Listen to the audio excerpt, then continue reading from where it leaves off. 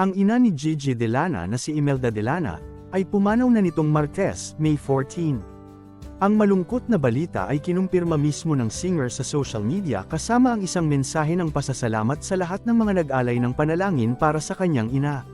Salamat sa lahat ng dasal niyo kay Mama. She passed away at 9:19 p.m., May 14, 2024, sabi ni Gigi. Mahal na mahal kita Mama. Pahinga ka na, dagdag pa ng singer. Na-diagnose na may cancer si Imelda Delana, at sumailalim siya sa chemotherapy. Noong nakaraang taon ay ibinunyag ng singer ang tungkol sa kalagayan ng kanyang ina, kaya naman nagpagupit siya ng maikling buhok bilang suporta sa kanya.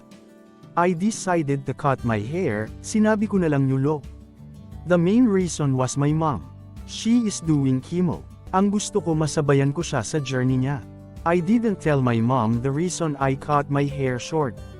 Siya kalbo na, sabi noon ng singer. Kamakailan lang ay humingi ng dasal sa publiko ang singer makaraang ipasok sa intensive care unit, ICU, ang ina na nakipaglaban sa stage 4 breast cancer. Sa video na kuha sa kanyang US concert, nakiusap si Gigi sa audience na ipanalagi ng kanyang ina. My mom is at the ICU now. If you have seen my Instagram stories, meron doon prayer.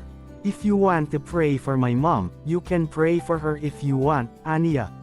She's fighting for her life now and I don't know if pag-uwi ko nandoon pa siya. But I really wish she will be there. I really want to hug her and kiss her, dagdag niya. Because, you know, hindi niyo alam kung kailan mawawala yung taong mahalaga sa'yo.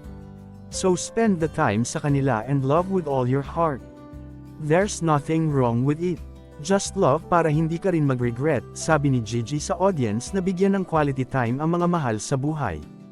Ang malaking regret ni Gigi ay ang hindi pagkakaroon ng maraming quality time kasama ang ina. Because now, I am regretting things that I didn't do with my mom. I love her so much. And please love your family kasi sila lang yung nandyan para sa inyo. Trust me, they love you with all their heart.